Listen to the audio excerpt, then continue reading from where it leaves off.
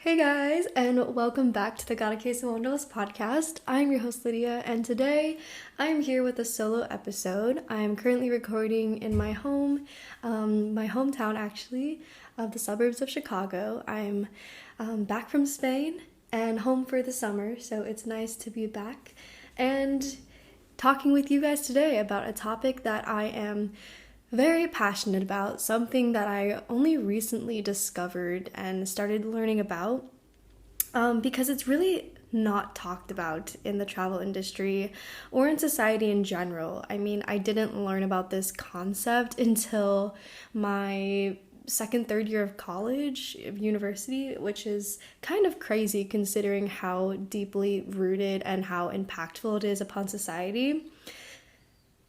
And that is no other than colonialism.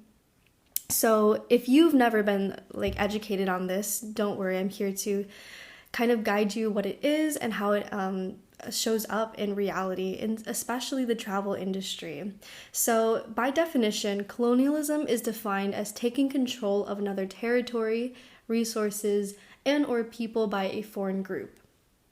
So historically and traditionally, it refers to a nation taking political and economic control over another nation without the subjugated nation's desire to be controlled. So colonialism in the historical sense is still happening today, in addition to modern day colonialism, neocolonialism, which is another word for these two, in other areas of society such as travel. And this is what we're going to be focusing on today.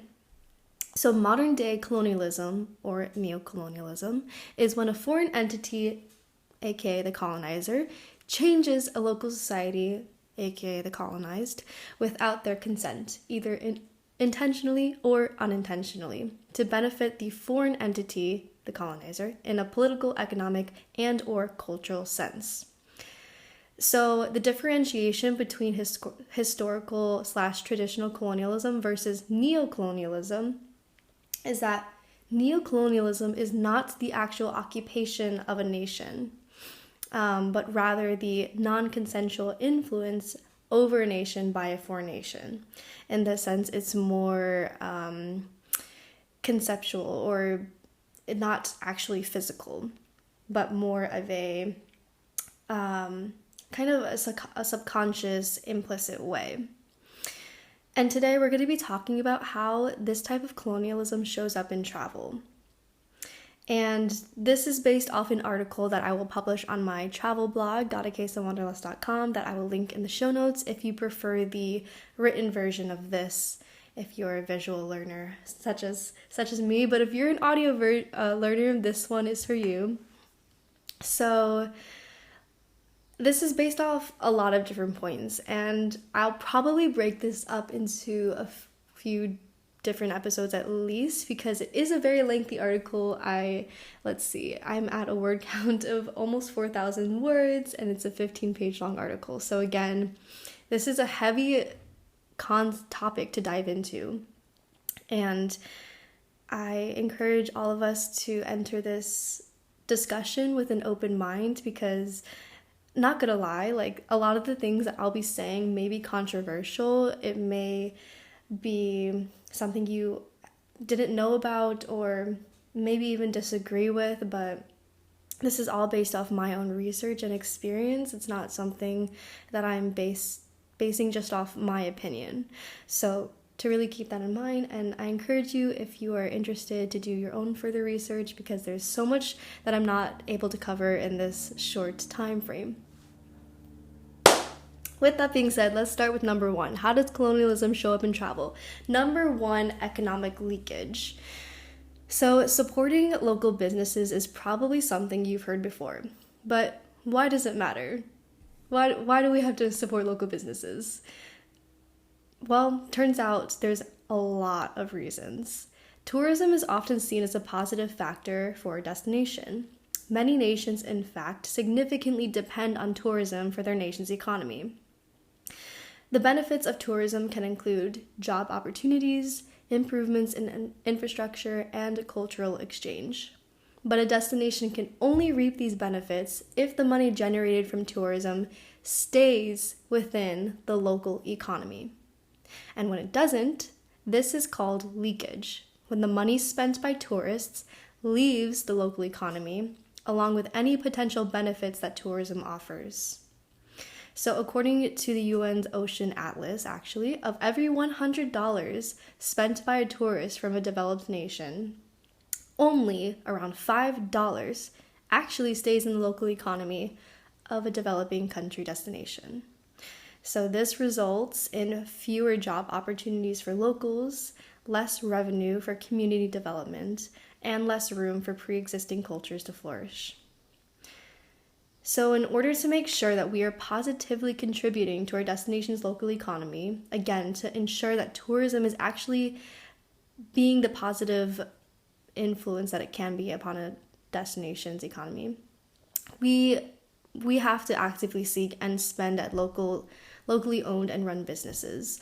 There's no other way around it, because not only is this more economically beneficial to the livelihoods of local people, but it's often more culturally enriching to support places that have roots in the community you're visiting. It may take extra time and a little bit of research to find local businesses rather than, settling for the chain corporation that's conveniently located in the city center. But if you're privileged enough to travel, I can assure you, you're privileged enough with the time and resources to dig a little deeper. I actually love finding and doing my research on finding local businesses. You can make it kind of a fun activity to explore on Google Maps or, talk with people on the street hey, which local businesses do you shop at? Which places do you eat at? Which are the best places that I could go? And, the locals always usually know where it's at. If they're going themselves, chances are it's going to be a good recommendation. And at these businesses, I find that the owners, the service, the quality that you get at these places far exceed any chain or, big corporation business that is located probably closer in the center. Usually local businesses are more scattered around, maybe, a block or a few blocks away from the center. So again, it takes some extra time and dedication, but I promise you it's so worth it. How is this related to neocolonialism? I'm glad you asked. So going back to its definition, neocolonialism is when unequal power dynamics are used to uphold or bolster the imbalance, disempowering the less privileged community to the advantage of a more privileged community. So economic leakage is therefore neocolonialism because the money is flowing to more powerful foreign businesses at the expense of less influential local businesses. All-inclusive resorts and cruises are top examples. I'm sorry, I'm going to call them out right here. I try not to be a hater on anything, but I'm sorry, but all-inclusive resorts and cruises are the worst forms of tourism, because not only do these types of tourism deprive the local economy, but they're a highly sheltered form of tourism from the local people and culture, as resorts and cruises do not encourage engagement with the actual destination. And this is particularly problematic in lower income countries where the tourist bubble of an all-inclusive resort or cruise creates physical separation between more wealthy and privileged people from less wealthy and less privileged people. Talk about power imbalances.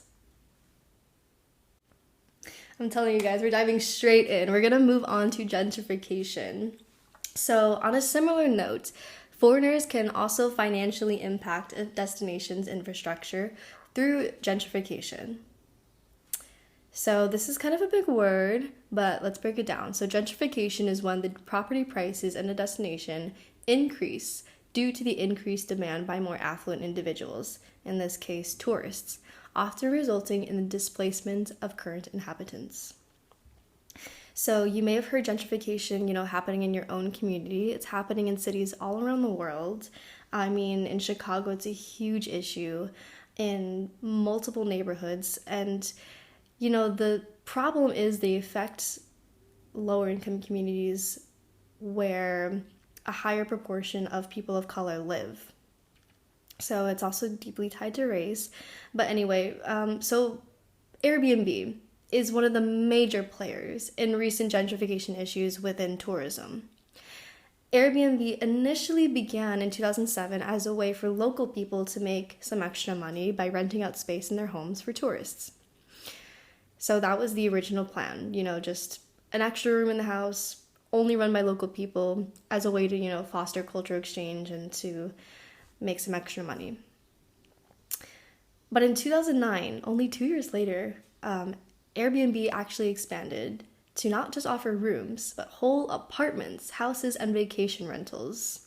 And now Airbnb is frequently used as a platform for professional listers who may or may not be living in the area they're selling in to make a personal business for themselves in listing rentals for tourists.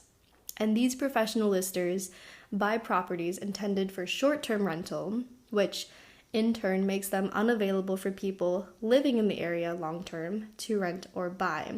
They're taking properties off the market in an already high-demand city. So the increase in short-term rentals is actually one of the major factors causing severe housing crises. And suddenly, a destination becomes catered to tourists rather than locals who have been living there for decades. And because the long-term rental housing market dries up, prices go up, aka gentrification.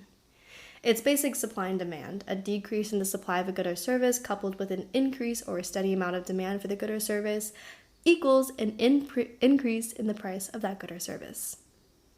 So people living in the area are no longer able to find, let alone afford, to live in their own community, so they're forced to live elsewhere. This is called displacement.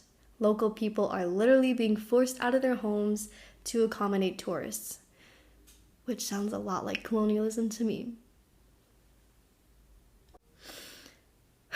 So I feel like we've already covered so much, and those are just the first 2 points I wanted to make. I'll be continuing this conversation in future episodes, so make sure to stay tuned and subscribe, and hope to see you in the next episode. I hope you found this beneficial. Bye!